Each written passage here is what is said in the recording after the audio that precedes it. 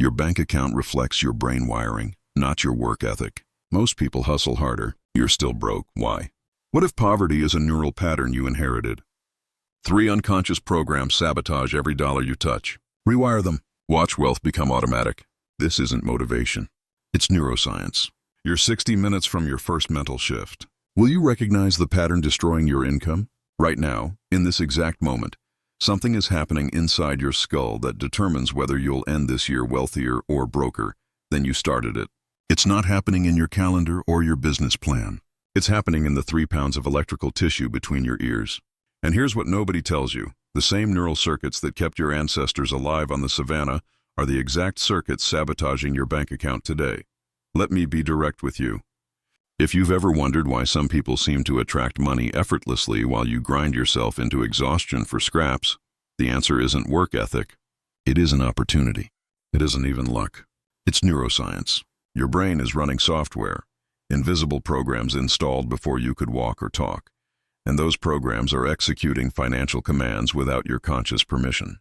They're deciding which opportunities you notice, which risks feel safe, which prices you charge, which investments you avoid, and which self-sabotage buttons you press when you get close to a breakthrough.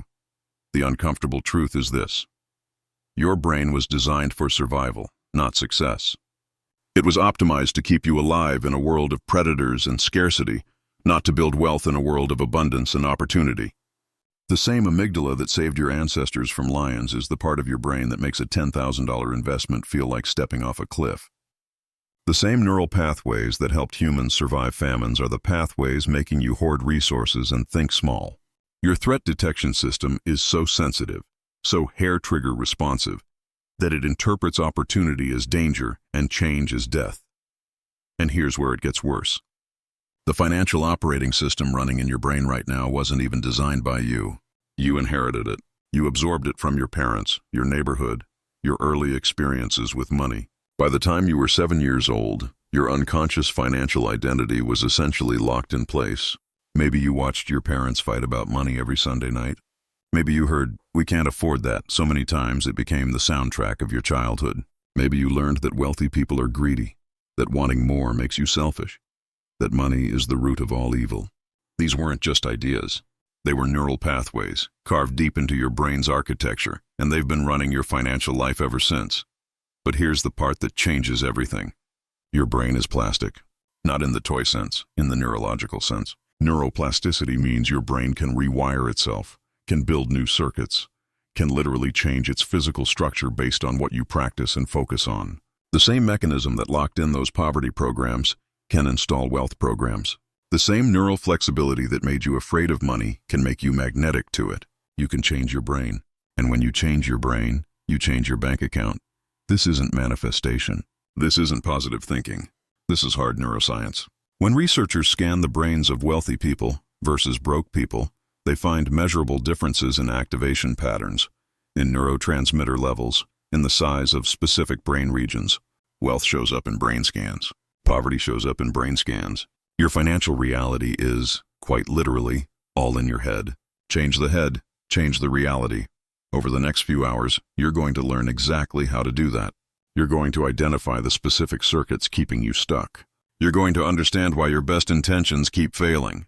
You're going to learn the neuroscience behind money decisions, risk tolerance, opportunity recognition, and wealth identity. And most importantly, you're going to get the exact protocols, the daily practices, the rewiring exercises that physically restructure your brain for wealth. This is going to feel different from other financial advice you've heard. I'm not going to tell you to budget better or network harder or launch a side hustle. Those things might matter, but they're downstream from the real problem. The real problem is that your brain is wired for scarcity and programmed for struggle. And until you fix that, no strategy will stick. You'll self-sabotage. You'll plateau. You'll find ways to return to your financial set point, the invisible thermostat your brain uses to regulate how much wealth you're allowed to have. So here's what I need you to do right now. I need you to get honest about where you are, not where you pretend to be, not where you wish you were, where you actually are. Because transformation starts with truth, and your brain can't solve a problem it doesn't acknowledge. Take a breath. Let yourself feel whatever financial anxiety or shame or frustration is present right now. That feeling, that's your broke brain. That's the neural pattern we're about to change. Are you ready?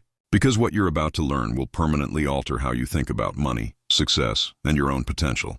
You can't unhear this. You can't unknow it. Once you understand the neural mechanics of wealth, you'll see the matrix. You'll spot the patterns everywhere. In yourself, in others, in the invisible forces shaping every financial decision you make. This is your red pill moment. This is where everything changes. Let's begin with the map. Let's begin with understanding exactly what's happening in your broke brain right now, and why every financial strategy you've tried has failed. Let's begin with the truth about your financial operating system. The first thing you need to understand is that your brain doesn't care about your bank account. It cares about keeping you alive. And in your brain's ancient logic, safety means sameness, comfort means familiar, and survival means never ever taking risks that might get you killed. This worked brilliantly when humans lived in small tribes, and the biggest threat was starvation or predators. It works terribly in a modern economy where the biggest threat is staying stuck in scarcity, while opportunity passes you by. Your amygdala, that almond-shaped structure deep in your brain, is your threat detector. It's scanning your environment constantly, looking for danger, ready to hit the panic button and flood your system with stress hormones. When your ancestors saw a snake, the amygdala fired, cortisol and adrenaline surged, and they ran. This saved lives. But here's the problem. Your amygdala can't tell the difference between a real threat and a financial risk. It can't distinguish between a snake and a stock investment. To your amygdala, they're both just scary things that might hurt you. So what happens when you think about asking for a raise? Your amygdala fires. When you consider starting a business, amygdala fires. When you look at your credit card debt, amygdala fires. When someone offers you a commission-based job instead of a salary, amygdala fires. Your brain interprets these opportunities and challenges as threats, and it does what it's designed to do. It makes you freeze, flee, or fight. It makes you play small, avoid risk, and choose the safe, familiar option, even when the safe option is slowly bankrupting you. This is the scarcity loop, and it's running in the background of your mind right now. Here's how it works. Financial stress triggers your amygdala. Your amygdala releases cortisol, the stress hormone. Cortisol impairs your prefrontal cortex, the part of your brain responsible for rational decision-making, long-term planning, and impulse control. With your prefrontal cortex impaired, you make worse financial decisions. Those worse decisions create more financial stress. More stress triggers more cortisol. The loop tightens. You spiral down, and the truly insidious part. The more stressed and broke you are, the worse your brain works. And the worse your brain works, the more stressed and broke you become. It's a neural poverty trap.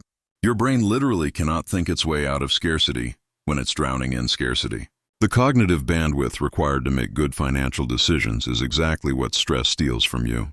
This is why poor people sometimes make seemingly irrational financial choices. It's not stupidity, it's biology. Their brains are compromised by chronic activation of threat systems. Now let's add another layer. Between the ages of 0 and 7, your brain is in what neuroscientists call a theta state most of the time. Theta is a highly suggestible brainwave pattern, the same state hypnotists use to install suggestions deep in the unconscious mind. During these early years, you're essentially walking around in a hypnotic trance, downloading the beliefs, behaviors, and emotional patterns of the people around you. You're not filtering or questioning, you're just absorbing. So when your father came home stressed about money, you absorbed that stress. When your mother said money doesn't grow on trees, you absorbed that belief. When you heard your parents fighting about bills, you absorbed the association between money and conflict. When you noticed the tension in your house at the end of the month, you absorbed the fear. All of this went straight into your unconscious programming, bypassing your critical thinking, installing itself as truth. These childhood money imprints are still running. They're the invisible operating system beneath all your adult financial behaviors. You might consciously want to be wealthy, but if her unconscious financial set point is around $60,000. That's what feels normal to her brain. That's the level of financial stress and struggle that feels familiar. When she crossed that threshold, her brain interpreted it as dangerous. It felt wrong. It triggered unconscious guilt, like she was betraying her parents by succeeding where they struggled. So her brain found ways to spend down the extra income, to return her to the familiar level of financial stress. She wasn't consciously sabotaging herself. Her neural programming was doing it automatically. This is the financial thermostat effect. and it's one of the most powerful forces shaping your bank account. Your brain has a set point, a level of wealth and income that feels normal. When you dip below it, you feel motivated to earn more. When you rise above it, you feel uncomfortable and find ways to self-sabotage back down. This is why lottery winners often end up bankrupt. It's not that they're stupid with money. It's that their brain's financial thermostat is still set to broke. $10 million doesn't feel normal. It feels dangerous, threatening, overwhelming. So the unconscious mind finds ways to get rid of it, to return to the familiar financial level that feels safe. The same mechanism explains why entrepreneurs often hit an income ceiling they can't break through. They build their business to a certain revenue level, then plateau. They struggle and hustle but can't seem to push past that number. It's not the market. It's not their skills. It's their unconscious financial set point. Their brain is regulating them back to the income level that feels like home. So let's pause here and get brutally honest. What's your financial set point? Think about the level of income or wealth where you feel comfortable, where things feel stable and familiar. That's your thermostat. Now think about times you've earned more than that. Did you feel uncomfortable, anxious, guilty? Did you find ways to spend it down or lose it? Did opportunities suddenly dry up? Did you sabotage yourself in small ways? That's your brain defending your set point. Here's the uncomfortable question. What if your current financial struggle isn't bad luck or lack of opportunity? What if it's just your brain working exactly as it's programmed to work? What if you're unconsciously maintaining your current income level because that's what feels safe to your nervous system? The good news is that thermostats can be adjusted, set points can be raised, neural programs can be rewritten, but first you have to see them. You have to recognize the invisible hand guiding your financial decisions. You have to catch yourself in the act of self-sabotage, of choosing the familiar struggle over the uncomfortable breakthrough. Let's go deeper. Let's talk about the neurochemistry of wealth and poverty, because your brain doesn't just run on electricity. It runs on chemicals, and those chemicals determine how you feel, how you think, and how you behave around money. Start with dopamine. Dopamine is your motivation molecule, your drive chemical, the neurotransmitter that makes you want things and pursue goals. When your dopamine system is healthy, you feel motivated, focused, excited about possibilities. When it's depleted or dysregulated, you feel apathetic, unmotivated, stuck. Here's the trap. Poverty and financial struggle create dopamine dysregulation. Chronic stress depletes dopamine. Lack of reward depletes dopamine. When you're working hard but not seeing results, your dopamine drops. When your dopamine drops, you lose motivation. When you lose motivation, you work less effectively. The cycle reinforces itself, but there's another side to dopamine that's even more insidious. Your brain can become addicted to the drama of financial struggle. Every time you scramble to pay a bill at the last minute, every time you pull off a financial miracle, every time you survive another crisis, you get a hit of dopamine. Your brain starts associating financial chaos with reward. It becomes addicted to the stress relief stress cycle. This is why some people unconsciously create financial emergencies. It's not that they want to struggle. It's that their dopamine system has learned to crave the neurochemical hit that comes from surviving the struggle. Then there's serotonin, your status and confidence chemical. Serotonin makes you feel worthy, valuable, like you belong. When your serotonin is low, you feel insecure, inferior, like everyone else is better than you. And here's the connection to wealth. Your serotonin levels are heavily influenced by your perceived social status. If you see yourself as low status, as less than, as not good enough, your serotonin drops. When your serotonin drops, your confidence drops. When your confidence drops, you negotiate worse, you charge less, you accept lower pay, you don't advocate for yourself. Your low serotonin becomes a self-fulfilling prophecy that keeps you financially stuck. Wealthy people often have higher baseline serotonin, not because they're better humans, but because they perceive themselves as high status. They've internalized a sense of worthiness and value. That internal sense translates into external behavior. They walk into negotiations expecting to win. They charge premium prices without guilt. They take up space. They act like they belong in wealthy spaces, so they do. Oxytocin is your trust and bonding chemical. It's released during positive social interactions, during moments of connection and trust. And here's what most people miss. Wealth is fundamentally social. Money flows through relationships. Opportunities come through networks. Trust is the foundation of every transaction. If your oxytocin system is impaired, if you have trust issues, if you struggle to build genuine connections, your wealth-building capacity is limited. You can't build a business without trust. You can't raise capital without trust. You can't collaborate without trust. Poverty often comes with social isolation and broken trust, which depletes oxytocin, which makes it even harder to build the relationships that create wealth. Then there's GABA, your calming neurotransmitter. GABA puts the brakes on anxiety, helps you feel settled and safe. When your GABA levels are low, you feel anxious, restless, unable to relax. Low GABA makes you risk-averse. It makes you see danger everywhere. It makes you play defense instead of offense. And risk aversion is wealth repellent. Every significant increase in wealth requires taking some kind of risk, making some kind of bet on yourself or an opportunity. If your GABA system is impaired, if you're drowning in anxiety, you can't take those risks. You stay stuck in the safe, low-paying, soul-crushing job because the uncertainty of something better feels intolerable. So here's your neural currency situation right now. Your dopamine is probably depleted from chronic struggle. Your serotonin is low because you don't see yourself as high status. Your oxytocin is impaired because financial stress has damaged your relationships and trust. Your GABA is depleted because you're anxious all the time. This neurochemical cocktail makes wealth nearly impossible. It's not a character flaw. It's a brain chemistry problem. But here's where the science gets exciting. You can change your neurochemistry. You can influence your dopamine, serotonin, oxytocin, and GABA levels through specific practices and behaviors. You can literally upgrade your brain's chemical environment, and when you do, wealth-building behaviors become easier, more natural, more automatic. Let's talk about how. Let's talk about rewiring scarcity at the neural level, about the specific protocols that restructure your brain for abundance. Neuroplasticity is the game changer. Your brain is not fixed. It's not hardwired.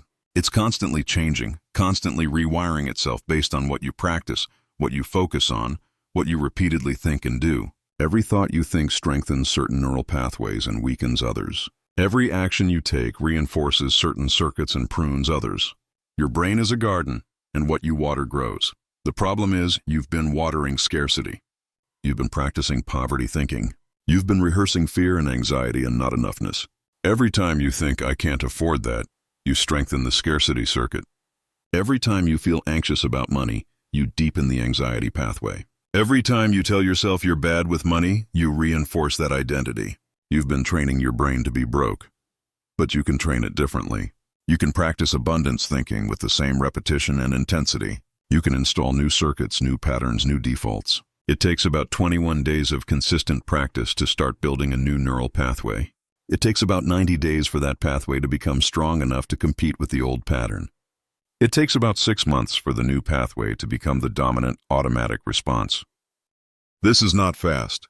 This is not a weekend seminar that changes your life. This is a deliberate, sustained practice of neural restructuring. But it works. And unlike temporary motivation or willpower, once the new pathways are built, they stay. They become your new normal. They become automatic. So what does this practice look like? It starts every morning before your conscious mind fully wakes up.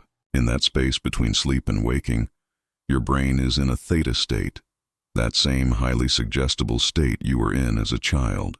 This is your window to install new programming. Instead of reaching for your phone and flooding your half-awake brain with stress and information, you use those first minutes to prime your neural state for wealth. Here's a simple protocol. The moment you wake up, before you check anything, before you think about your to-do list, you're going to take 7 minutes to reset your neural state. Close your eyes if they're not already closed. Take a slow breath in through your nose for a count of 4. Hold it for 4. Release it through your mouth for a count of 6. That exhale is longer than the inhale on purpose. It activates your parasympathetic nervous system, the rest and digest system that counteracts the stress response. Do this 3 times. Feel your body settling, your nervous system downshifting from alert to calm. Now, with your body relaxed and your brain still in that suggestible theta state, you're going to mentally rehearse your wealthy identity. Not as a fantasy, not as wishful thinking, as a neural training exercise. You're going to imagine yourself moving through your day as the version of you who already has the wealth you want. How does that version of you walk? How do they talk? How do they make decisions? What does confidence feel like in their body? How do they handle a financial opportunity? What's their internal dialogue when they see a price tag? Don't watch yourself like a movie. Be yourself in first person. Feel it in your body. This is crucial. Mirror neurons, the cells in your brain that allow you to learn by observation, don't just fire when you watch someone else. They fire when you vividly imagine yourself performing an action. Your brain can't fully distinguish between actual experience and intensely imagined experience. Elite athletes use this. They mentally rehearse their performance, and their brain builds the neural patterns as if they actually performed it. You're doing the same thing, but for wealth behaviors. Spend 5 minutes in this embodied imagination. See through the eyes of your wealthy self. Feel the calm confidence. Notice the opportunities your wealthy self spots easily. Watch how your wealthy self makes decisions without fear or second guessing. This isn't delusion. This is neural programming. You're building the circuits. You're training the pathways. You're teaching your brain what wealth feels like, so it can start creating the behaviors that generate it.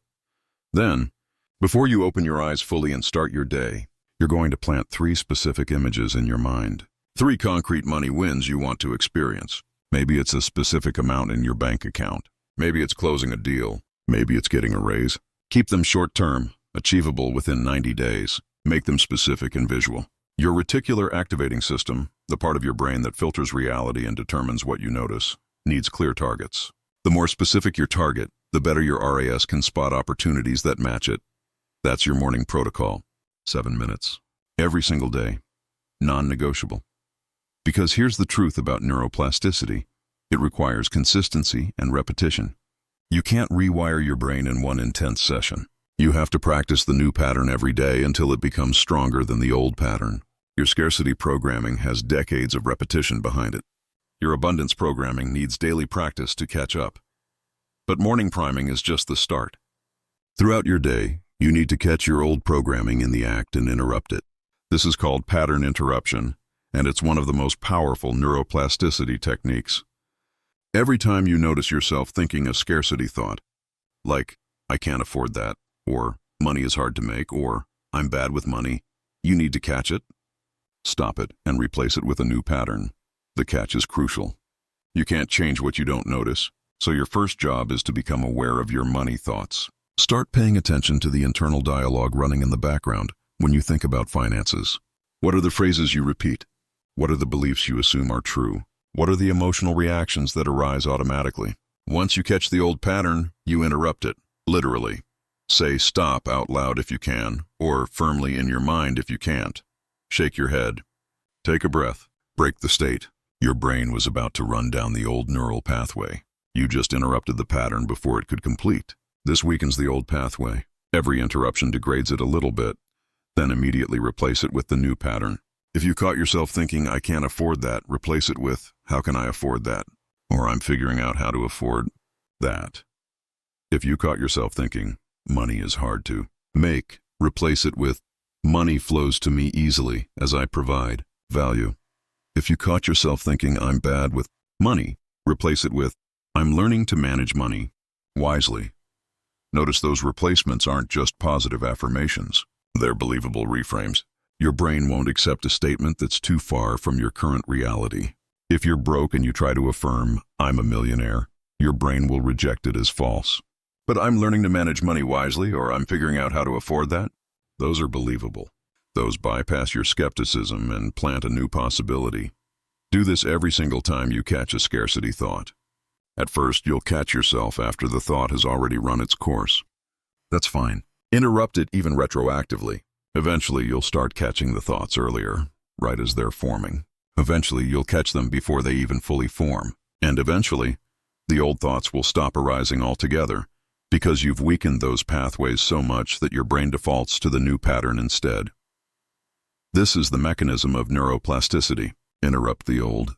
Practice the new. Repeat until the new becomes automatic. It's simple but not easy. It requires vigilance and consistency. But it works. Your brain will rewire itself if you give it the right inputs. Let's add another layer. Gratitude. I know you've heard this before. Gratitude practices are everywhere in self-help culture. But most people miss the neuroscience of why gratitude actually works. It's not about feeling good. It's about neural activation patterns. When you practice gratitude for what you have, you activate the same neural circuits that fire when you receive something. Your brain can't fully distinguish between receiving something and feeling grateful for something you already have. Both activate reward circuits. Both release dopamine. Both create a sense of abundance. So when you deliberately focus on gratitude for your current resources, even if they're meager, you're training your brain to feel abundant. You're building the neural signature of wealth. But here's the nuance that most gratitude practices miss. You can't bypass the negative emotions. You can't spiritual bypass your way out of genuine financial stress by just feeling grateful. That creates internal conflict. Your brain knows you're broke and stressed. If you try to pretend you're not, if you try to force gratitude over real pain, you create cognitive dissonance. Your brain rejects it. Instead, you acknowledge the stress and then find gratitude alongside it. Both can be true. You can be struggling financially and also grateful for the fact that you have food today. You can be anxious about your debt and also grateful for the job you have. You're not pretending the struggle doesn't exist. You're training your brain to also notice the resources and support that do exist. This shifts your neural activation from pure scarcity to mixed reality. And mixed reality is closer to truth than pure scarcity thinking, because pure scarcity is usually an exaggeration. You're not actually starving. You're not actually homeless. You have some resources, even if they feel insufficient. The gratitude practice that works is specific, embodied, and daily. Every evening before sleep, you identify 3 specific things related to money or resources that you're genuinely grateful for. Not the same 3 every day, 3 new ones. This forces your brain to search for evidence of abundance. Remember, your reticular activating system filters reality based on what you're looking for. If you're looking for scarcity, you'll find evidence of scarcity. If you're looking for things to be grateful for, you'll start finding evidence of sufficiency. Write them down. Don't just think them. Writing engages different neural pathways and strengthens the encoding. And when you write each one, pause for 10 seconds and actually feel the gratitude in your body. Where do you feel it? Chest, belly, throat? Let the feeling be real. This embodied emotion is what changes your neural chemistry. This is what releases the dopamine and serotonin. This is what trains your brain that abundance is available. After 90 days of this practice, your baseline perception shifts. You start noticing opportunities and resources you were blind to before. Not because they appeared out of nowhere, but because your reticular activating system has been retrained to spot them. You've upgraded your wealth filter. Now let's talk about sleep, because this is where the magic happens. While you sleep, Instead, the hour before sleep needs to be a wealth priming zone. This is your second opportunity each day to access that theta state, that suggestible brainwave pattern. As you fall asleep, your brain moves from beta to alpha to theta to delta. In that theta window, you have access to unconscious programming. So here's the evening protocol. 1 hour before sleep, all screens off. The blue light disrupts melatonin, but more importantly, the content disrupts your emotional state. Instead, you read something related to wealth building, to business, to financial success. You're priming your unconscious with wealth-related content. You're giving your sleeping brain material to integrate. Then, as you're lying in bed, waiting for sleep, you do a variation of the morning practice. But instead of imagining your wealthy self moving through tomorrow, you review today through the lens of your wealthy identity. You ask yourself, how would my wealthy self interpret what happened today? How would my wealthy self see that setback? How would my wealthy self leverage that small win? You're reframing your actual experiences through a wealth lens, which helps your brain integrate them as evidence of your evolving identity. Then, the last thing you focus on before sleep, you hold a single image of a financial win you want to experience. Just one, keep it simple. This image becomes the last thing your conscious mind processes before your unconscious takes over. Your sleeping brain will work on this. It will start generating solutions, making connections, building pathways. You might wake up with insights you didn't have before. Not because of magic, but because your brain continued processing the problem while you slept. This is the neural restructuring protocol. Morning priming, pattern interruption throughout the day, evening gratitude, sleep optimization. It's a full-day practice of rewiring your brain for wealth. It's simple but not easy. It requires discipline and consistency. But 6 months from now, your brain will be different. Your neural pathways will be different. Your automatic thoughts and behaviors will be different. And your bank account will start reflecting those changes. Now let's talk about the reticular activating system, because this is where things get really interesting. Your RAS is the gatekeeper of your conscious awareness. Your senses are bombarded with millions of bits of information every second. You can't process all of it consciously. You'd be overwhelmed. So your RAS filters reality for you. It decides what's important enough to reach your conscious awareness and what gets deleted. Here's the wild part. Your RAS filters based on your beliefs, goals, and focus. It shows you evidence of whatever you believe is true. If you believe you're broke, your RAS will highlight every price you can't afford, every opportunity you're missing, every person doing better than you. It will literally filter reality to confirm your belief. If you believe you're wealthy, your RAS will highlight opportunities, resources, connections, and possibilities. Same reality, different filter, different experience. This is why two people can walk down the same street and have completely different experiences. One person sees closed doors, problems, obstacles. Another person sees open doors, opportunities, potential. It's not personality, it's RAS programming. And you can reprogram your RAS. Remember those 3 specific financial wins you visualized in your morning practice? Those aren't just happy thoughts. Those are RAS targets. You're telling your brain, this is important. This is what we're looking for. Find opportunities that match this. Your RAS will start scanning your environment for anything that might help you achieve those wins. You'll start noticing things you were blind to before, conversations that could lead to opportunities, resources you didn't realize were available, skills you have that could be monetized, ideas that could be tested. This is the frequency illusion, sometimes called the Baader-Meinhof phenomenon. Once you become aware of something, you start seeing it everywhere. It's not that it suddenly appeared. It was always there. Your RAS just started filtering it through. This is the mechanism behind manifestation that actually works. Not cosmic ordering, neural filtering. You're not attracting things from the universe. You're noticing things in your reality that were always there but invisible to your old filter. So how do you upgrade your RAS for wealth? You immerse yourself in wealth-related stimuli. You read about successful people. You listen to interviews with entrepreneurs. You study businesses and investments. You visit places wealthy people go, even if you just walk through and observe. You surround yourself with images, sounds, and examples of the financial level you're moving toward. You're not pretending to be wealthy. You're exposing your RAS to wealth so it learns to recognize the patterns. This is why environment matters so much. If you spend all your time around people who complain about money, your RAS will filter for scarcity. If you spend time around people who talk about opportunities and growth, your RAS will filter for abundance. Your brain is constantly learning from your environment what to look for and what to ignore. Choose your environment deliberately. But here's the trap people fall into. They try to program their RAS with vague goals like, I want more money or I want to be rich. That's useless. Your RAS needs specificity. It needs concrete, sensory-rich targets. Instead of more money, give it, I want to see $10,000 in my savings account. Instead of I want to be rich, give it, I want to close 3 new clients this month. The more specific the target, the better your RAS can spot opportunities that match it, and you have to update the targets regularly. Once you hit a goal, set a new one. Your RAS needs to know what to scan for. If you stop giving it targets, it defaults back to old programming. So every month, you review your financial wins and set new specific targets for the next 90 days. This keeps your RAS sharp and focused on wealth-building opportunities. Now I want you to try something right here, right now. This is a grounding exercise that will show you the immediate power you have over your nervous system state.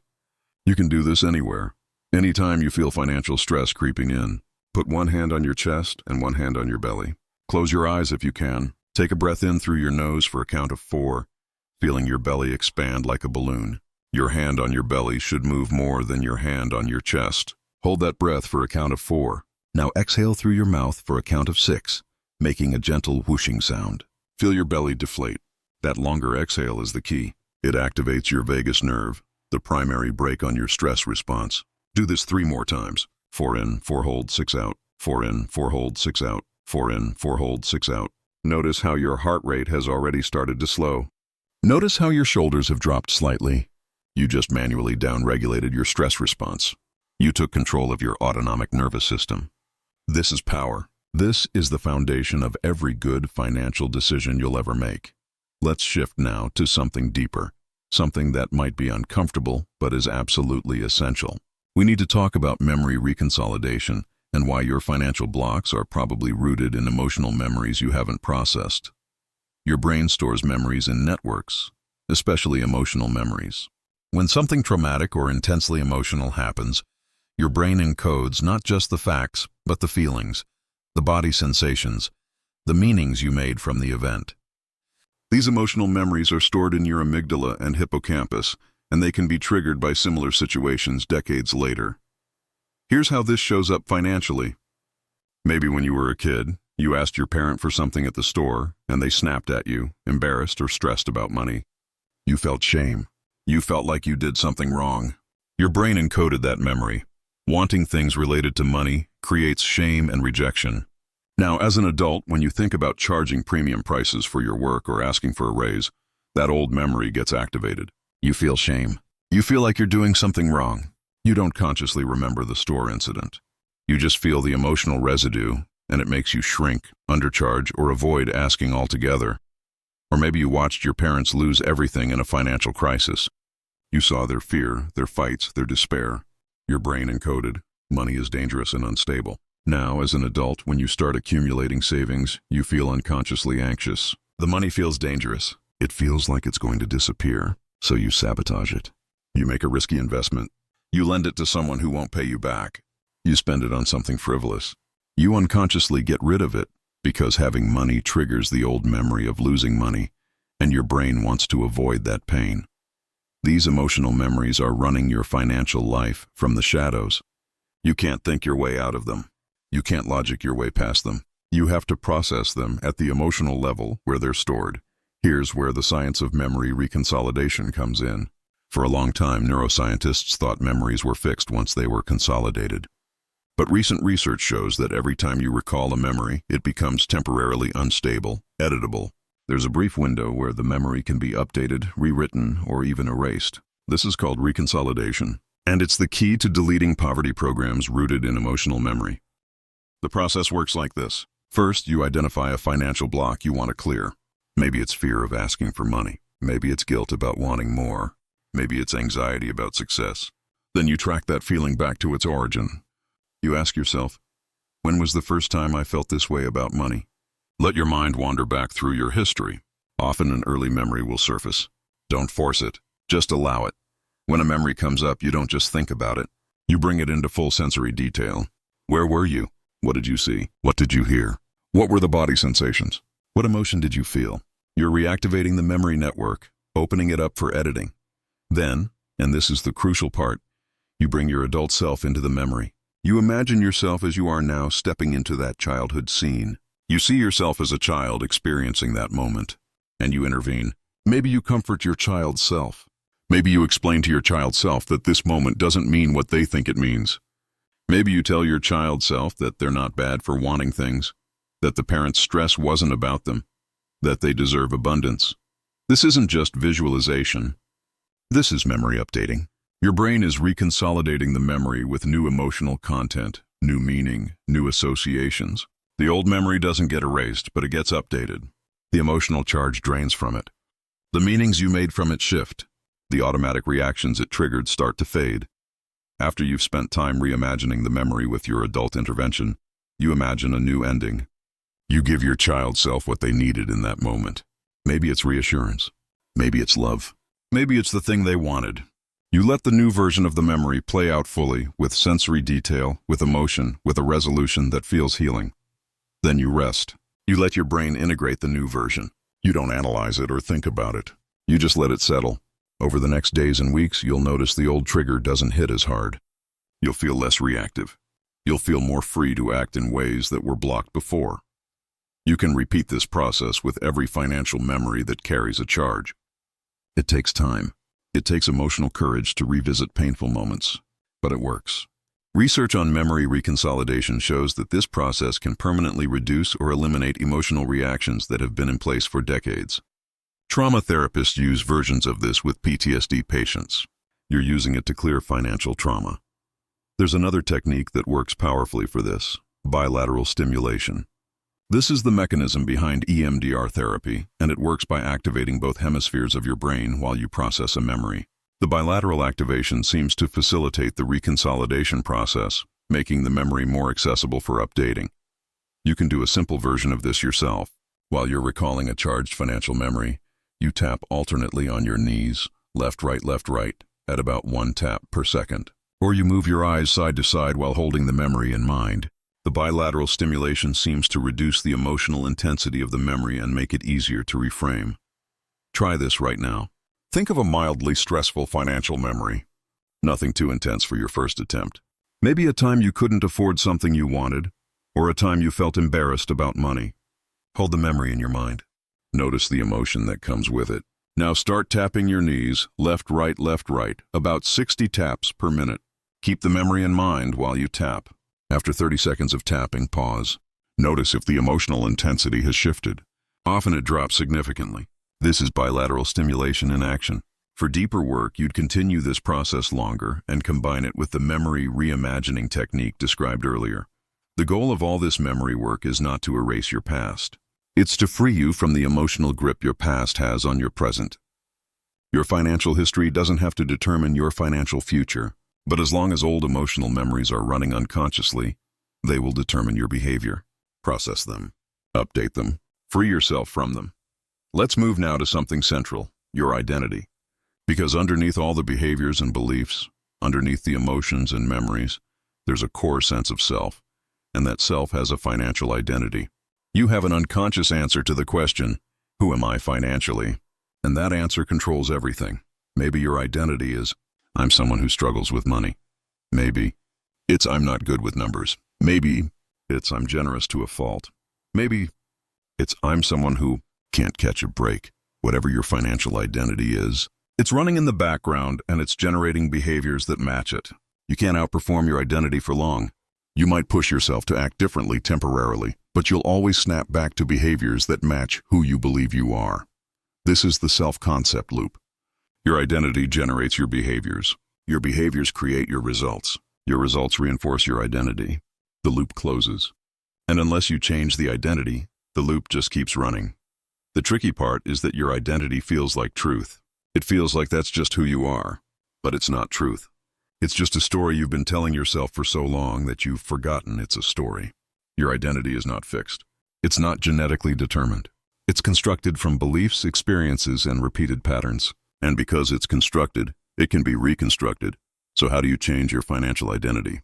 You can't just decide to be someone different. You can't affirmation your way into a new self-concept. Your brain is too smart for that. It knows the difference between who you actually are and who you're pretending to be. If you try to simply declare, I am a millionaire when you're broke, your brain rejects it as obviously false. The affirmation doesn't stick. It might even backfire, making you feel worse because the gap between the affirmation and reality is so stark. Instead, you use a technique called future self-identification. You don't try to be someone different now. You become curious about who you're becoming. You start studying your future self, the version of you that already has the wealth you want. Not as a fantasy character, but as a real possible version of you that exists in potential. Here's the practice. Find a quiet space. Close your eyes. Take a few deep breaths. Now imagine yourself 10 years from now. You've achieved the financial success you want. You're living the life you've been working toward. You're there. It's real. You made it. Now, instead of observing this future self from outside, step into them. Become them. See through their eyes. Feel their confidence in their body. Notice how they carry themselves. Now, from inside this future self, look back at the present version of you. Look at where you are right now with all your struggles and fears and uncertainty. How does your future self feel about present you? What does your future self want present you to know?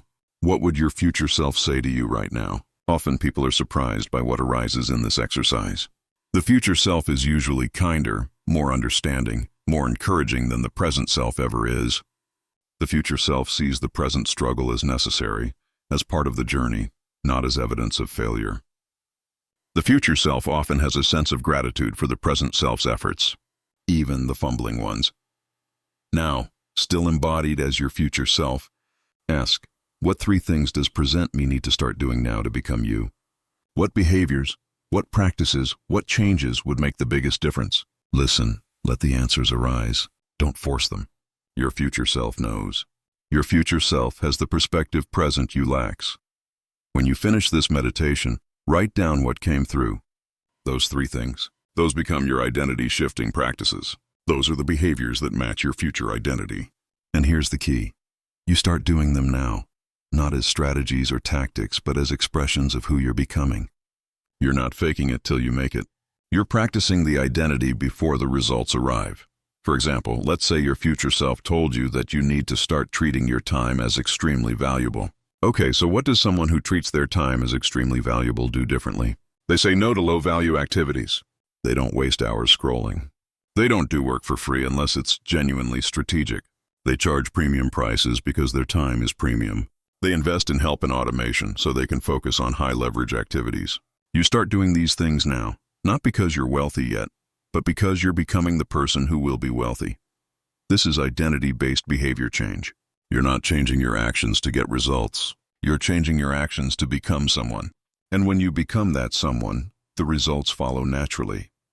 The beautiful thing about this approach is that it bypasses the willpower problem. Willpower is what you need when you're trying to do things that don't match your identity. If you identify as someone who's bad with money, it takes willpower to budget and save. You're fighting yourself. But if you identify as someone who's becoming financially wise, budgeting and saving aren't fighting yourself. They're expressing yourself. They're identity congruent. They require less effort because they match who you believe you are. So you update your identity gradually. You start referring to yourself differently in your internal dialogue. Instead of "I'm so bad with money," you catch yourself and reframe, "I'm someone who's learning to." So if you want to make better financial decisions, you first need to manage your nervous system state. You need to get out of threat mode and into calm, clear thinking mode. This is not optional. This is foundational. No amount of financial education matters if you're making decisions from a stressed, reactive state. Before any significant financial decision, you need a nervous system reset. Here's a protocol you can use. First, notice that you're about to make a decision. Notice if there's any urgency, any pressure, any anxiety around it. If there is, pause. Don't decide yet. Your amygdala might be hijacking the process. Second, take 3 deep breaths using the extended exhale technique. In for 4, hold for 4, out for 6. This activates your vagus nerve and shifts your nervous system out of fight or flight into rest and digest.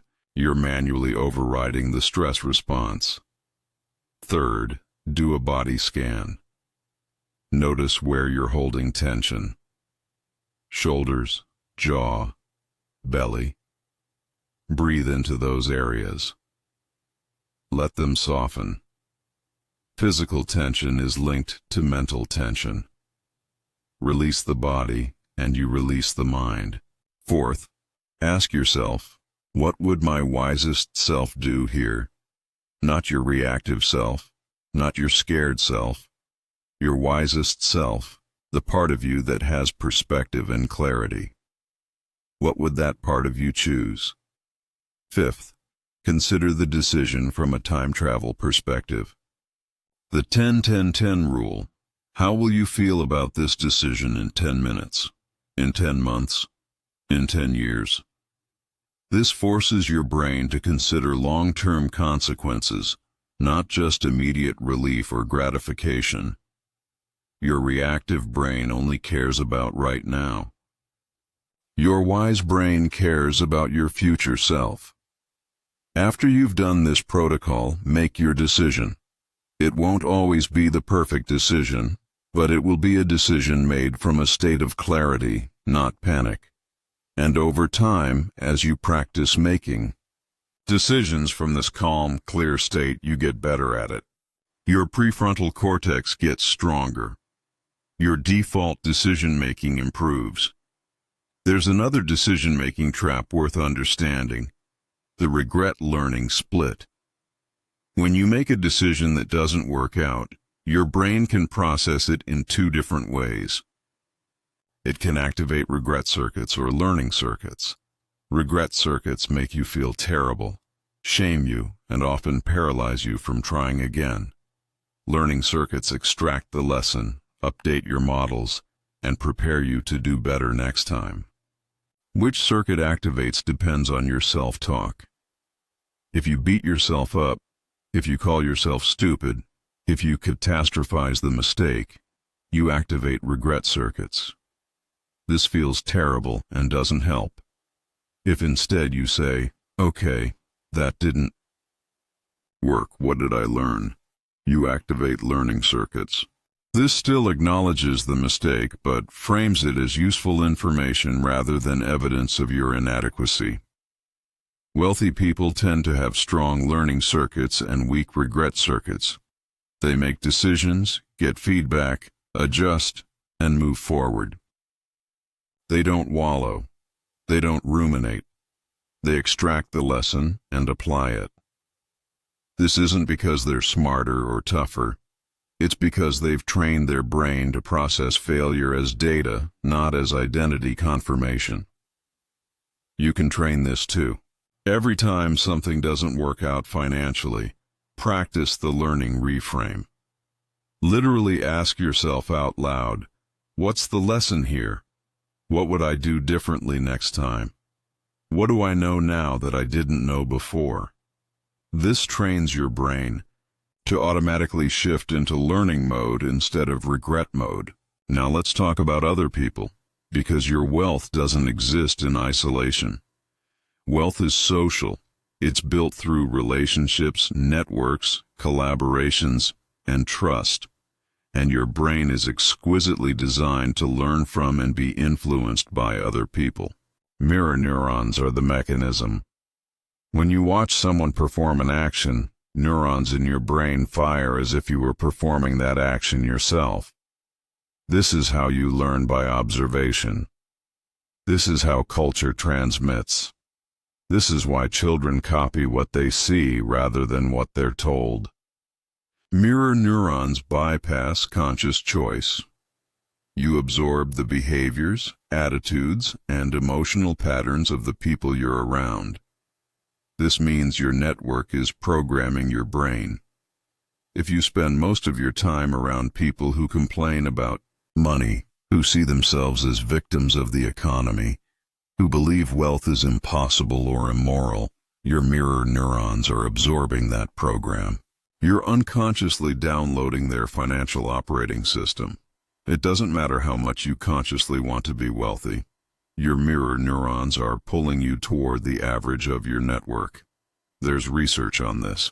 Studies show that your income tends to be the average of the 5 people you spend the most time with. It's not because they're giving you money. It's because your brain is mirroring their behaviors, beliefs, and standards. If everyone around you makes $40,000 a year and thinks that's normal, your brain will regulate you toward $40,000. If everyone around you makes $200,000 and thinks that's normal, your brain will regulate you toward $200,000. Same brain, different network, different result. This is uncomfortable because it means you might need to change your relationships to change your wealth. That doesn't mean you abandon people you love. It means you need to strategically add new relationships to your life. Relationships with people operating at a level above where you are now. You need to expose your mirror neurons to wealth behaviors so your brain can absorb them. How do you do this without being fake or transactional? You offer value. You find people who are where you want to be and figure out how to genuinely help them. You don't ask for anything. You don't network in the slimy sense. You just look for ways to be useful. Maybe you share a resource. Maybe you make an introduction. Maybe you volunteer your skills. You create authentic connection based on giving, not getting. When you do this consistently, relationships form naturally. And as those relationships deepen, you're around these people more. Your mirror neurons start firing. You unconsciously absorb their standards, their decision-making processes, their opportunity spotting filters, their confidence. You don't have to try to be like them. Your brain does it automatically. That's what mirror neurons do. But here's the nuance. You can't just be around wealthy people. You need to be around wealthy people who will actually interact with you, who will let you observe them closely enough for mirror neuron activation to happen. Being in the same room as a billionaire at a conference doesn't do much. Having coffee with someone who makes 3 times what you make and listening to them talk about how they think and decide, that rewires your brain. So you engineer proximity. You join communities, masterminds, groups where people at the next level gather. You attend events. You create reasons to interact. You're not stalking or being creepy. You're deliberately placing yourself in environments where your mirror neurons can upgrade your programming, and you're careful about downward pull. If you have relationships that constantly reinforce scarcity thinking, you need to manage them. That might mean seeing certain people less. That might mean changing the topics you discuss with them. That might mean being more boundaried about financial conversations. It's not about being superior. It's about protecting your neural programming while it's still vulnerable and not fully installed. There's a phenomenon called social contagion. Emotions, behaviors, and beliefs spread through networks like viruses. If you're surrounded by financial pessimism, it will infect you. If you're surrounded by resourcefulness and possibility, that will infect you too. Your nervous system co-regulates with the nervous systems around you. You literally cannot maintain a calm, abundant nervous system state if you're constantly in environments that are stressed and scarce. Your biology won't let you. So choose your environments like your wealth depends on it, because it does. Your brain is being programmed every day by the inputs you expose it to. Make sure those inputs are building the wealth circuits you want, not reinforcing the poverty circuits you're trying to escape. Let's talk about fear and risk, because this is where most wealth-building dreams die. Every significant increase in wealth requires taking some kind of risk. Starting a business, changing careers, asking for a raise, making an investment, leaving a secure job, all risks. And your amygdala hates all of them. Remember, your amygdala is your threat detector. It's designed to keep you alive, not to make you wealthy. In its logic, safe equals alive, and risk equals potential death. This worked when the risks were lions and cliffs. It doesn't work when the risks are entrepreneurial ventures and career moves. Your amygdala can't tell the difference between a life-threatening risk and a growth-promoting risk. It just sees uncertainty and screams danger. This is why opportunity often feels like fear. The physical sensations are almost identical. Elevated heart rate, shallow breathing, butterflies in stomach, mental activation. The difference between fear and excitement is mostly interpretation. Same nervous system activation. Different story about what it means. So when you feel fear around a financial opportunity, first question whether it's actual danger or just amygdala overreaction. Is this truly risky in the sense that it could devastate you permanently? Or is this risky in the sense that it's uncertain and your amygdala doesn't like uncertainty? Most financial risks people avoid are not actually dangerous. They're just uncomfortable. Once you've determined that a risk is actually reasonable and not genuinely dangerous, you need to desensitize your amygdala to it. You do this. This is exposure therapy for courage. You're systematically training your threat detection system to stop treating reasonable financial risks as life or death situations. You're recalibrating your amygdala. Over time, risks that used to paralyze you start feeling manageable. Not because the risks changed, but because your nervous system's response to them changed. Here's a concrete example. Let's say you want to start freelancing, but you're terrified to leave your job. Don't jump straight to quitting. That's too big a leap for most people's nervous systems. Instead, create a fear ladder. The bottom rung is the smallest possible step toward freelancing that still feels a bit uncomfortable. Maybe it's just researching what freelancers in your field charge. Do that. Sit with the anxiety. Let your nervous system settle. Next rung. Create a simple portfolio or website. Again, anxiety. Again, you sit with it and take the action anyway. Next rung. Tell 3 friends you're available for freelance work. Anxiety. Action. Next rung. Pitch 1 potential client. Anxiety. Action. Each step. Your nervous system gets more comfortable with the uncertainty of freelancing. By the time you're actually ready to quit your job and freelance full-time, It doesn't feel nearly as scary because you've been training your courage neurons for months.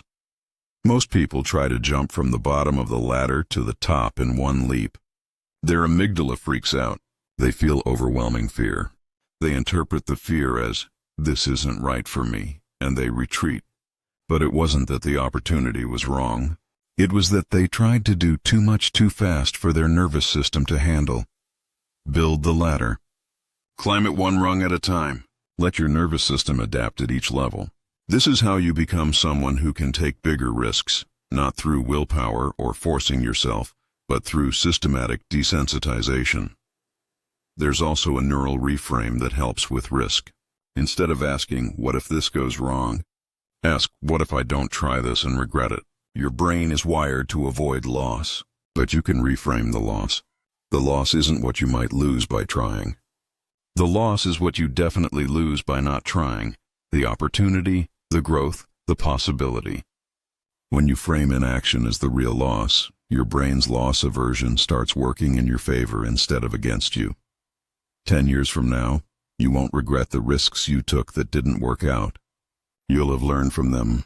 You'll have grown from them. What you'll regret is the risks you didn't take, the opportunities you were too scared to pursue, the person you could have become but didn't because you stayed in your comfort zone. That regret is the real risk. Your amygdala can't see it because it's not immediate. But your wise self knows it's true. So start asking yourself regularly, what courageous financial action am I avoiding right now? What would I do if I wasn't afraid? What's the smallest step I could take toward that?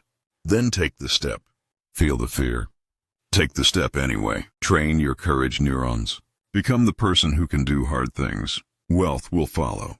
Let's talk about flow states, because this is where your earning potential multiplies. Flow is a specific state of consciousness where you're completely absorbed in what you're doing, where time disappears, where you're performing at your peak, where the work feels effortless even though you're intensely focused.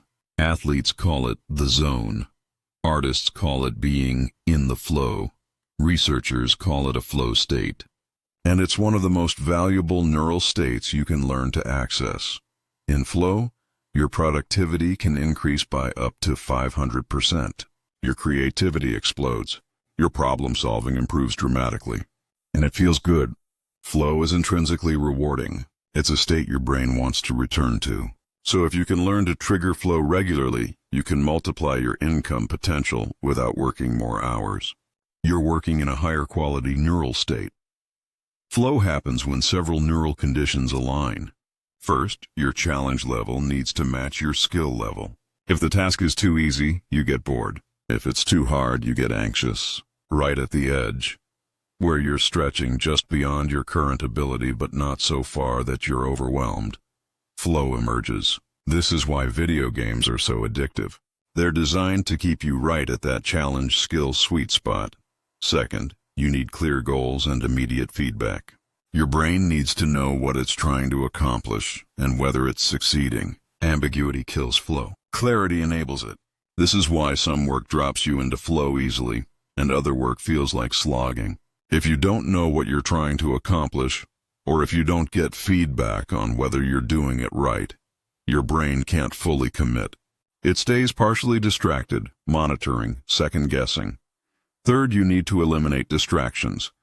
Flow requires full cognitive commitment. If part of your attention is on your phone, on email, on a conversation in the next room, you can't access flow. You need environmental conditions that allow complete focus.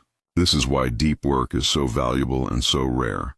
Most modern environments are optimized for distraction, not for flow. Fourth, you need autonomy. You need to feel like you have control over how you're doing the task. Micromanagement kills flow. Freedom enables it. This is one reason entrepreneurship can be so fulfilling. You have autonomy over your work, which makes flow easier to access. When these conditions are met, something happens neurochemically. Your brain releases a cascade of performance-enhancing chemicals: norepinephrine for focus and arousal, dopamine for motivation and pattern recognition, endorphins for persistence and pain relief, anandamide for lateral thinking and creativity.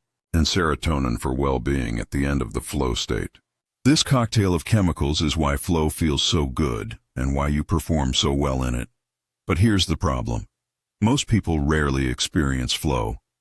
They're stuck in jobs that don't challenge them appropriately, with unclear goals, constant distractions, and no autonomy. They're trying to build wealth from a low-performance neural state. It's like trying to run a race in sand. You can do it, but you're at a massive disadvantage compared to someone running on a track. So how do you engineer more flow into your life? Start by auditing your current work. When do you experience flow, even for brief moments? What conditions were present? What were you working on? What was your environment? What was your mental state going in? You're looking for patterns. You're trying to identify your personal flow triggers.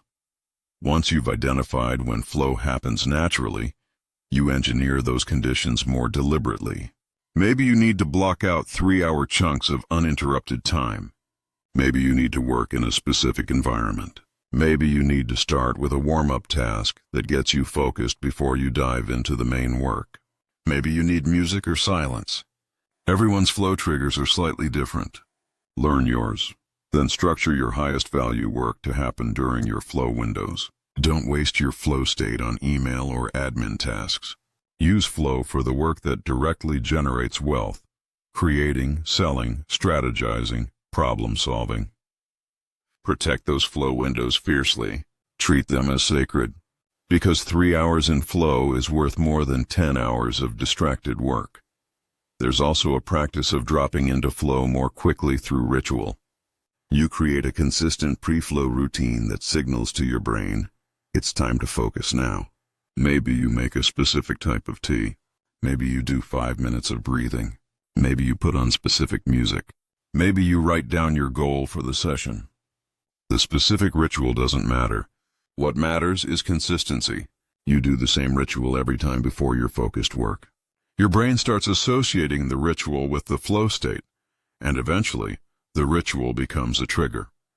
You do the ritual, and your brain shifts into flow more easily. This is classical conditioning applied to peak performance. You're training your brain to drop into a high-performance state on command. Elite performers do this instinctively. You can do it deliberately. One more thing about flow: it's incompatible with chronic stress. If your baseline nervous system state is anxious and activated, you can't access flow. This is why the earlier work we did on regulating your nervous system, on clearing emotional blocks, on upgrading your identity matters so much. You can't just skill your way into flow if your brain is stuck in threat mode. You have to fix the baseline first. Then flow becomes accessible. Now let's talk about habits, because ultimately, your wealth is determined by what you do automatically, unconsciously, day after day. Motivation is temporary. Willpower is finite. Habits are permanent. If you can install wealth-building behaviors as habits, you win. If you rely on motivation and willpower, you'll plateau. Your brain loves habits. Habits are energy efficient. When a behavior becomes habitual, it gets encoded in your basal ganglia, a deep brain structure that runs patterns automatically. This frees up your prefrontal cortex to focus on novel problems, so your brain is constantly trying to turn repeated behaviors into habits. The question is, are you installing wealth-building habits or wealth-sabotaging habits? Every habit has the same structure: cue, routine, reward. The cue triggers the habit. The routine is the behavior itself. The reward is what your brain gets from doing it. If you want to install a new habit, you need to design all 3 elements deliberately. Let's say you want to install the habit of tracking your expenses daily. That's a wealth-building behavior, but it's not naturally rewarding. Your brain doesn't want to do it, so you need to engineer. Third, you engineer an immediate reward. This is crucial. Your brain won't encode a habit unless there's a reward at the end. But tracking expenses doesn't feel rewarding, so you add one. Maybe you check a box on a tracker. Maybe you give yourself a mental acknowledgement. I'm becoming someone who manages money wisely. Maybe you have a rule. After you track expenses, you get to drink your coffee. The specific reward doesn't matter. What matters is that your brain gets something positive immediately after the behavior. This closes the habit loop. After about 3 weeks of consistent practice, the behavior starts becoming automatic. After about 6 weeks, it's fairly solid. After 3 months, it's deeply encoded. You don't have to think about it anymore. You just do it. That's when you can add another new habit. The mistake most people make is trying to change everything at once. They decide to build wealth and they immediately try to budget, save, invest, track expenses, network, learn new skills, and launch a side hustle all at the same time. Their brain is overwhelmed. Their willpower gets depleted. They burn out and quit everything. Then they feel like they failed. But the problem wasn't them. The problem was trying to install 10 new habits simultaneously. Your brain can't do that. You need to install habits one at a time, or at most 2 or 3 if they're very small. Give each habit time to encode before you add another. Be patient with the process. This is a long game. You're rewiring your automatic operating system. It takes time. There's a concept called keystone habits. These are habits that have a cascading effect that naturally lead to other positive behaviors. For example, if you install the habit of a morning workout, you often naturally start eating better, sleeping better, and being more productive. The workout is the keystone. It opens the door to other improvements. For wealth building, tracking your expenses is often a keystone habit. When you start paying attention to where your money goes, you naturally start making better spending decisions. You catch waste. You redirect resources. You become more conscious. One habit cascades into multiple improvements. Another wealth keystone habit is reviewing your goals weekly. Just 10 minutes every Sunday evening. You review what you wanted to accomplish financially, what you actually accomplished, and what you'll focus on this week. This habit keeps your attention on wealth building. It keeps your RAS primed. It prevents drift, and it's simple enough that you can actually sustain it. Find your keystone habits, the 1 or 2 habits that, if you installed them, would make everything else easier. Focus your habit-building energy there first. Get those solid, then add more. One more habit technique worth knowing: temptation bundling. This is where you combine something you need to do with something you want to do. You only let yourself do the pleasurable thing while you're doing the necessary thing. For example, you only listen to your favorite podcast while you're doing your bookkeeping. Or you only get your fancy coffee if you've updated your budget first. Your brain starts associating the necessary task with the pleasure, and the necessary task becomes less painful.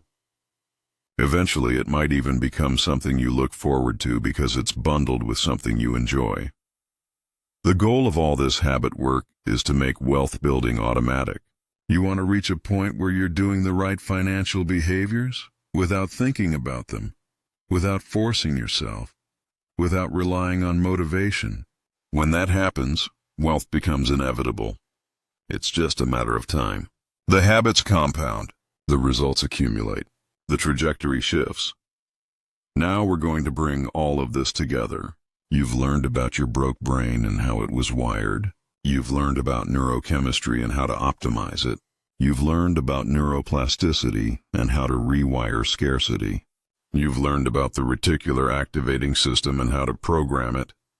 You've learned about memory reconsolidation and identity architecture. You've learned about decision neuroscience, social contagion, risk recalibration, flow states, and habit installation. These aren't separate techniques. They're all part of one integrated system, your Neurowealth operating system. Think of it like upgrading from an old computer to a new one. The old operating system was slow, buggy, and outdated. It crashed under pressure. It couldn't handle complex tasks. That was your broke brain. The new operating system is fast, stable, and powerful. It processes information efficiently. It handles stress without crashing. It runs wealth-building programs smoothly. That's your Neurowealth brain. And you've just spent the last several hours installing it. But here's the truth. Installation is not the same as activation. You can have the best software in the world, but if you don't run it, nothing changes. So now we need to talk about implementation. We need to talk about how you actually maintain this new neural operating system so it doesn't degrade back to the old patterns. Your brain is plastic, remember? It changes based on what you practice. If you practice these new patterns consistently, they become your new normal. But if you stop practicing them, neuroplasticity works in reverse. The new pathways weaken.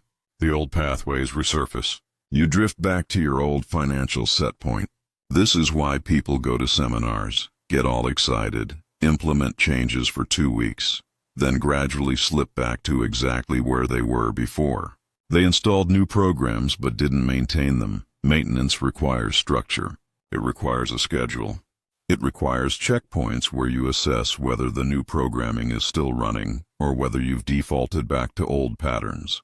So here's the maintenance protocol that makes this permanent. Every morning, you do your 7-minute neural priming. Non-negotiable. This is not optional on days you're busy or tired. This is especially important on days you're busy or tired, because those are the days when your old programming is most likely to take over. The morning priming keeps your RAS focused, your neurochemistry optimized, and your identity active. It's the foundation of your daily practice. Throughout the day, you catch and interrupt scarcity thoughts. This becomes easier over time, but it requires ongoing vigilance. Your old programming will try to reassert itself, especially under stress. Every time you catch it and interrupt it, you're weakening the old pathway and strengthening the new one. This is maintenance work. It's not one and done. It's ongoing. Every evening you do your 3-item gratitude practice and your sleep priming. Again, non-negotiable. This bookends your day with wealth-supportive neural activation. You're surrounding your waking hours with practices that keep your brain oriented toward abundance. Once a week, on the same day and time every week, you do a deeper review. You look at your financial activity from the past week. You assess your decisions, your behaviors, your results. You ask yourself, did I act like my wealthy identity this week? Where did I succeed? Where did I slip? What do I need to adjust for next week? This weekly review keeps you honest. It prevents slow drift back to old patterns. Once a month, you do a full neural audit. You retake the assessments from the beginning of this program. You check your neurochemical state.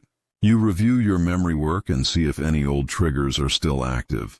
You assess your network and whether you're spending enough time with people at the next level. You review your habits and whether they're still running consistently. This monthly audit catches problems early, before they become major backslides. Once a quarter, you do a complete system update. You revisit your future self-visualization. You update your specific financial targets. You assess your overall progress and recalibrate your practices if needed. Maybe you need to upgrade certain habits because they've become too easy. Maybe you need to address new blocks that have surfaced at the next level. The quarterly update keeps your system evolving as you evolve. This might sound like a lot of structure, but here's the reality. If you don't systematize your maintenance, you won't maintain it. The brain defaults to what's familiar, and for most of your life, what's familiar has been the broke brain. Without deliberate maintenance practices, that's where you'll return. But here's the good news. After about 6 months of consistent practice, the new patterns become strong enough that they start running more automatically. You don't have to think about them as much. They become your new default. You've crossed the threshold where your wealthy brain is stronger than your broke brain. At that point, maintenance becomes less effortful. You're not fighting yourself anymore. You're just being yourself, and yourself is now someone who builds wealth naturally. Let's talk about what to expect during this transformation. Because it's not always linear and it's not always comfortable. There will be moments of breakthrough where everything clicks and you feel amazing. There will also be moments of resistance where your old identity fights back and you feel terrible. Both are normal. Both are part of the process. In the first 2 weeks, you'll probably feel excited. New practices, new insights, new possibilities. Your dopamine will be elevated from the novelty. This is the honeymoon phase. Enjoy it, but don't rely on it. Excitement fades. Around week 3 or 4, you'll likely hit resistance. The novelty wears off. The practices start feeling like work. Your old identity starts feeling more comfortable than your new one. This is the danger zone where most people quit. They interpret the resistance as evidence that this isn't working or this isn't for me. But resistance doesn't mean it's not working. Resistance means it is working and your old programming is trying to protect itself. Push through this phase. Don't negotiate with the resistance. Don't skip practices because you don't feel like it. Feeling like it is not the standard. Commitment is the standard. You committed to rewiring your brain. Honor that commitment even when it's uncomfortable. Especially when it's uncomfortable, because the discomfort is proof that you're changing. Around week 6 to 8, something shifts. The practices start feeling less effortful. You notice yourself thinking differently without trying. You catch yourself acting like your wealthy identity in moments when you weren't even conscious of it. These are signs that the new pathways are getting stronger. The rewiring is taking hold. By month 3, you should see behavioral changes translating into early financial results. Maybe you negotiated a raise. Maybe you landed a new client. Maybe you saved more than you have before. Maybe you made an investment you would have been too scared to make before. The external results lag behind the internal changes, but they come. And when they come, they reinforce the new neural patterns. Success breeds success. By month 6, if you've been consistent, your new neural operating system should be dominant. You think differently about money automatically. You spot opportunities without effort. You make decisions from clarity instead of fear. You take actions that used to terrify you with relative ease. You are, neurologically, a different person than you were 6 months ago, and your bank account is starting to reflect that difference. But here's where people often stumble, at their upper limit. As you start succeeding, as money starts flowing, as opportunities start appearing, you'll hit an invisible ceiling. This is your upper limit problem, and it's rooted in your unconscious beliefs about how much success you're allowed to have. Your brain has a tolerance level for positive experience. When you exceed that level, when things are going too well, your brain gets uncomfortable. It feels dangerous, like something's going to go wrong. So your brain finds ways to sabotage the success, to bring you back down to a level that feels familiar and safe. You pick a fight with a client. You make a bad investment. You neglect important work. You create drama. Anything to return to the familiar level of struggle. This is not conscious. This is your old financial set point reasserting itself at a new level. You've raised your floor, but you haven't fully raised your ceiling yet. When you bump into the ceiling, you need to recognize it for what it is. Not evidence that you can't succeed, but evidence that your brain needs to expand its tolerance for success. The way through the upper limit problem is the same as the way through scarcity: awareness, interruption, and reconsolidation. You catch yourself sabotaging. You interrupt the pattern. You remind yourself that success is safe, that you're allowed to have this, that nothing bad happens when things go well. You process any old memories or beliefs that say otherwise. You expand your tolerance for positive experience gradually, the same way you expanded your tolerance for risk gradually. Every level of wealth requires a new level of identity, a new level of nervous system capacity, a new level of belief about what's possible for you. You can't just arrive at wealth and stay there on autopilot. You have to keep growing into each new level. The work doesn't end. It evolves. But here's what makes it worth it. Every level gets easier. The neural skills you're building, the self-awareness, the emotional regulation, the pattern interruption, the identity work, these skills compound. You get better at them. What used to take intense effort becomes relatively easy. You develop a kind of psychological flexibility where you can shift states, update beliefs, and integrate new levels quickly. You become anti-fragile. Challenges make you stronger instead of breaking you. This is the ultimate goal of Neurowealth. Not just to build wealth, but to become the kind of person who can build wealth, lose it, and build it again. To become someone whose wealth is not dependent on external circumstances, but on internal wiring.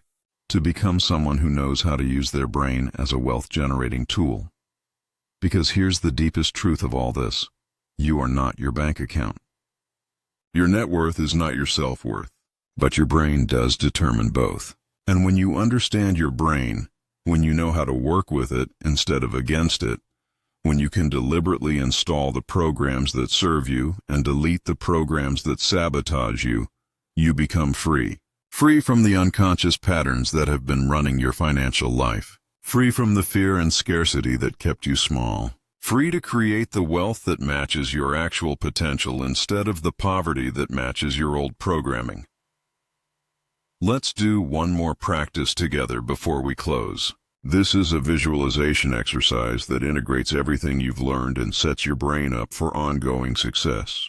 Find a comfortable position. If you're driving or doing something that requires attention, skip this for now and come back to it later when you can fully focus. Close your eyes if you haven't already. Take a deep breath in through your nose. Hold it for a moment.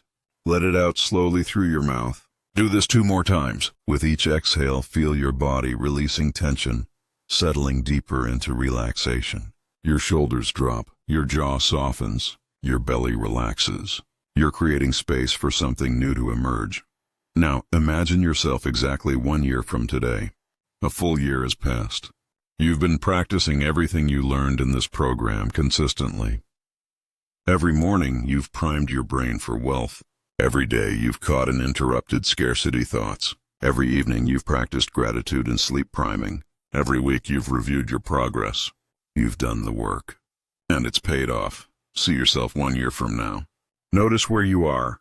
What does your life look like? What's different about your financial reality? Maybe your bank account has more zeros in it. Maybe you're in a different job or running your own business. Maybe you've made an investment that's growing. Maybe you've paid off debt that's been weighing you down. Don't force the image. Let it emerge. What does success look like for you 1 year from now? Now step into that future version of yourself. Don't observe them from outside. Become them. See through their eyes. Feel what they feel in their body. Notice the confidence, the calm, the sense of possibility. This is you with your Neurowealth operating system fully installed and running. This is who you're becoming. Look around your life from this future perspective. How do you spend your days differently? How do you make decisions? How do you interact with money? Notice the ease in your relationship with wealth. Notice how opportunities seem to appear naturally. Notice how you trust yourself to handle whatever comes. This isn't fantasy. This is potential. This is where your current practices are leading you. Now, from inside this future self, look back at the present version of you, the you that exists right now. How does your future self feel about present you? What does your future self want you to know? Listen, let the message come through. Maybe it's encouragement. Maybe it's gratitude. Maybe it's specific guidance. Whatever arises, receive it. Your future self exists because present you didn't give up.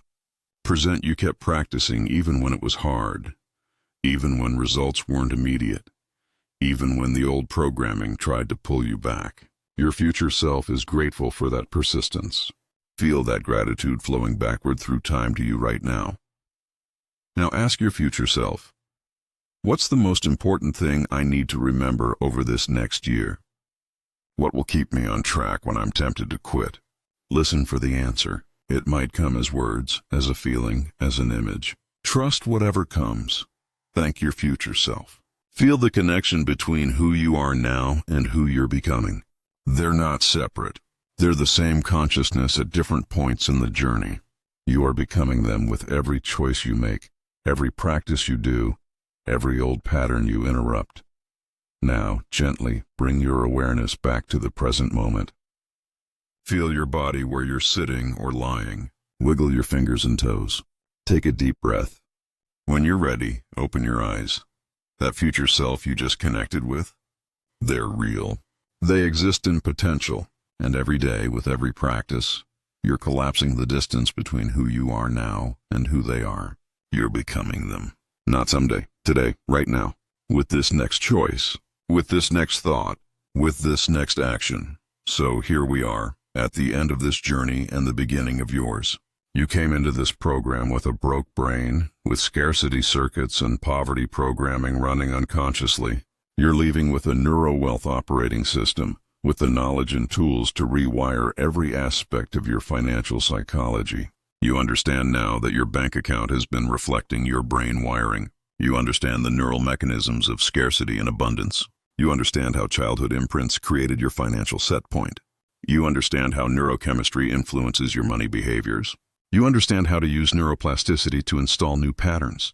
You understand how your reticular activating system filters reality. You understand how to update emotional memories and construct a new identity. You understand the neuroscience of decision-making, the power of social contagion, the importance of risk recalibration, the potential of flow states, and the permanence of habits. But understanding is not enough. Knowledge without practice is just entertainment. You have to do the work. You have to run the programs. You have to maintain the system. This is not a one-time fix. This is a lifelong practice of conscious brain optimization. Will you do it? Will you commit to the daily practices, the weekly reviews, the monthly audits? Will you keep going when it gets hard, when you don't feel like it, when the results aren't immediate? Will you trust the process and give your brain the time it needs to rewire? Because if you will, everything changes. 6 months from now, you'll be a different person neurologically. Your thoughts will be different. Your behaviors will be different. Your results will be different. People will notice something has shifted in you, but they won't be able to name what it is. They'll say you seem more confident, more focused, more successful. They won't know it's because you rewired your brain. A year from now, your financial reality will have transformed in ways that seem impossible right now. Opportunities will have appeared that don't exist in your current awareness. Relationships will have formed that will change your trajectory. Skills will have developed that will multiply your earning potential. And all of it will trace back to this moment, to this decision, to this commitment to rewiring your brain for wealth. 10 years from now, when you're living a life that exceeds your current imagination, when you're financially free in ways that feel unreal right now, you'll look back at this moment as the turning point. You'll remember that this was when you stopped being a victim of your unconscious programming and became the conscious architect of your financial reality. Your old brain kept you safe. It protected you from risks. It kept you in familiar patterns, and you can thank it for that. It did its job. But safety is not the same as success. Familiar is not the same as fulfilling. Survival is not the same as thriving. Your old brain got you here. Your new brain will take you there. The question is not whether this works. The neuroscience is clear. The brain is plastic. Patterns can change. Wealth is learnable. The question is whether you'll work it, whether you'll show up daily and practice, whether you'll honor your commitment to yourself, even when it's hard. You've been given the map. The territory is yours to navigate. You've been given the tools. The building is yours to do. You've been given the operating system. The programs are yours to run. Your neural wealth journey starts now. Not tomorrow, not Monday, not when you feel ready, now. With this next breath, with this next thought, with this next decision. You are wiring your brain to attract success. Right now, in this moment, with every choice you make. The broke brain says, I can't afford it. The wealth brain says, how can I afford it? The broke brain says, that's too risky. The wealth brain says, what's the smallest step I can take? The broke brain says, I'm not good with money. The wealth brain says, I'm learning to manage money wisely. The broke brain says, this won't work for me. The wealth brain says, I'm committed to making this work. Which voice will you listen to? Which program will you run? Which identity will you practice? The choice is yours. It's always been yours. You just didn't know you had the power to choose until now. You do. You have the power to rewire your brain. You have the power to change your financial reality. You have the power to become wealthy, not through luck or inheritance or lottery tickets, but through deliberate neural programming. You have the power to install wealth circuits as strong and automatic as your current scarcity circuits. Use that power. Honor it. Don't waste it by doing nothing. Don't squander this knowledge by letting it sit as interesting information that never becomes actual transformation. You didn't invest hours of your time listening to this to stay the same. You did it to change. So change. Start now. Start today. Start with the morning priming tomorrow. Start with catching one scarcity thought today. Start with writing down 3 things you're grateful for tonight. Start, because your future self is waiting. They're waiting for you to take the steps that create them.